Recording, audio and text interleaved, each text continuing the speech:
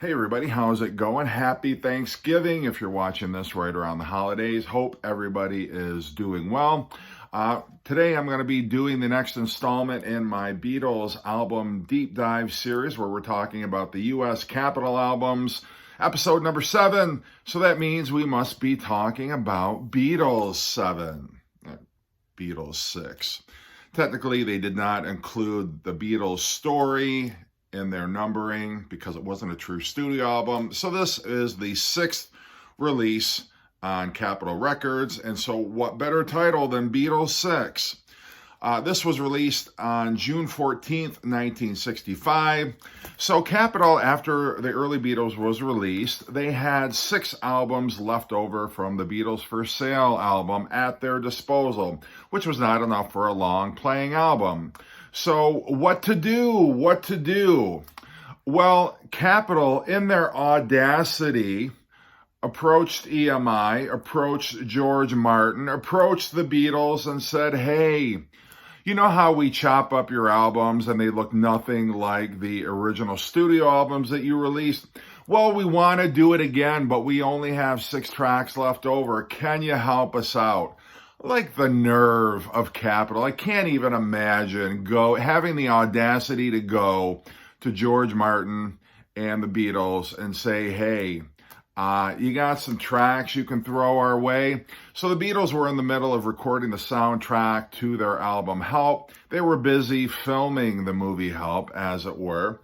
And so they had 2 tracks, 2 advanced tracks, which were not going to be used on the soundtrack album. We're going to end up on side 2. And that was You Like Me Too Much and Tell Me What You See. And they said, here, you can have these. We know you're not going to put them on the soundtrack anyway, but that's what we have so far. And they took the B side of the Ticket to Ride single, which had yet to be released, and said, you can have this one as well. And Capitol said, okay, well, doing the math, that's only 9 songs. We still need 2 because we need 11 songs, at least 11 songs to fill out an entire album. So again, and again, just the moxie, the nerve of Capitol. They're like, could you send the Beatles into the studio and give us 2 more tracks? And so the Beatles had to, once they were done filming for the day, go to Abbey Road Studio and record 2 tracks so Capitol could put together a mishmash album like they'd done previously. Like, I can't even believe that they would consent to do that. Like, okay, we just had a busy day of filming, but sure, we'll truck across town, go into the studio and knock off 2 more songs for your hybrid album. So that's what they did. And just for the sake of expediency, they recorded 2 Larry Williams cover songs. And the 2 covers in question were Dizzy Miss Lizzy and Bad Boy. Now, Bad Boy would not see the light of day on a UK release until the Collection of Oldies But Goldies album in 1966. So America had this track before anybody in the UK ever did, and they slapped it on Beatles 6. So you've got Kansas City from Beatles for Sale, 8 Days a Week, which ironically was also released as a single in the U.S. You Like Me Too Much, which was the Help track. Bad Boy, which was the Larry Williams cover that they quickly knocked off. I Don't Want to Spoil the Party from Beatles for Sale, and Words of Love from Beatles for Sale. That is your side 1. And then on side 2, you've got What You're Doing from Beatles for Sale. Yes, it is the B-side of Ticket to Ride. Dizzy Miss Lizzy, the other Larry Williams cover that they did. And Tell Me What You See from the Help album. And then Every Little Thing, which was also a leftover from Beatles for Sale. Does it work?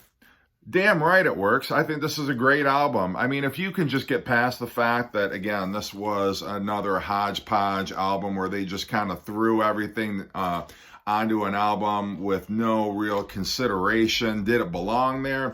I think it holds together pretty well. I think Kansas City actually works as a great opening track. Now, you know, that was the last track on side 1 of Beatles for Sale. So it's kind of weird that it works as a last track, and it works as an opening track. But I think the sequencing on here is brilliant. So after Kansas City, you go right into 8 Days a Week. And then the rest of this, I think Words of Love is a brilliant side closer for side one. Side two, I think What You're Doing is a brilliant album opener. And I don't know if I'm just saying it's brilliant because this is the way I've always heard the album, but I feel like the flow of this album works perfectly.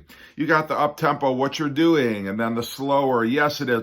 Yes It Is did not belong as a B-side. Yes It is for me one of those lost gems that really could have just as easily been either an album track or an A-side. I love the harmonies on that. One of the few Beatles songs where you had those 3-part harmonies, the others being This Boy and Because. But I love those harmonies. And, you know, say what you will about the lyrics, but I happen to really love that song a lot. So I'm happy it found a home on this album. Dizzy Miss Lizzy is a respectable cover.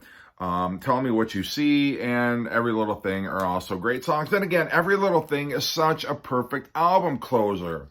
And to me, it still sounds out of place the way that it's sequenced on Beatles for Sale. I'm just used to the way these songs are on here. So yeah, I think it's a solid album. I think that, you know, Capitol did not necessarily do the Beatles any injustices with this record. You know, no, it wasn't the way that the Beatles intended, but considering it was what it was, I think as an album, it holds together very well. Now, this was marketed, actually, when Capitol were doing their promotion. They really promoted this as like, hey, this is the perfect graduation gift, because they knew there were going to be a lot of people that were going to get this album for graduation presents. My dad, as a matter of fact, got this album for his graduation present. So it was marketed as like the perfect summer album. And, you know, they knew Help was going to be released over the summer as well.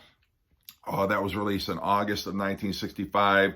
So again, you know, you got this flurry of Beatle albums that was coming out in 1965. You had the early Beatles when Beatles 65 was still relatively new. Then you had Beatles VI. Then you had the Help soundtrack. Then you would have Rubber Soul, and not to mention all the singles that would be scattered throughout 1965.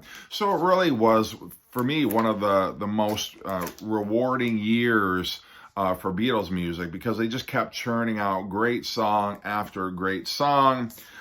You've got some pictures here of them in the studio, which I love. I think these are pretty cool. And, you know, I don't know if anybody, for me, for the longest time, I always wondered, like, what is going on here? What are they holding on to?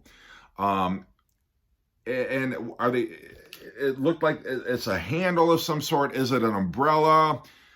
What is it? Well, if you see the larger photograph, they're actually cutting a cake, but they've trimmed this so you can't actually see the cake, but they're holding on to a knife, which is in and of itself, without knowing there's a cake below, it's sort of like just very weird. Anyway, that cover artwork always struck me as a little bit weird, because you don't know, what are they all grabbing there?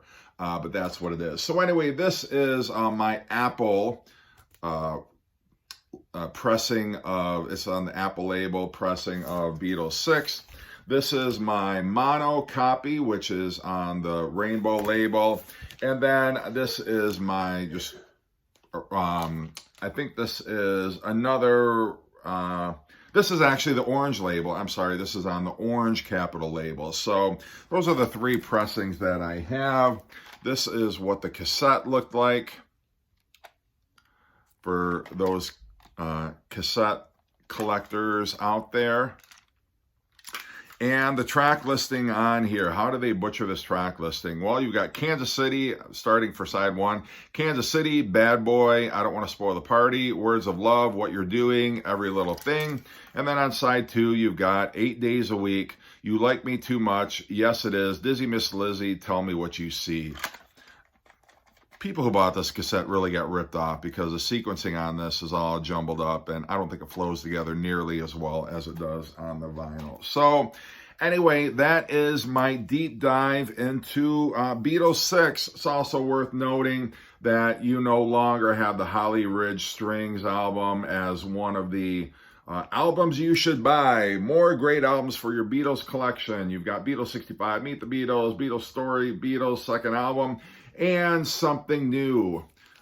So their catalog was growing by leaps and bounds. But nonetheless, let me know what you think of the album. Hope you're enjoying these episodes. And as always, take care and happy Thanksgiving.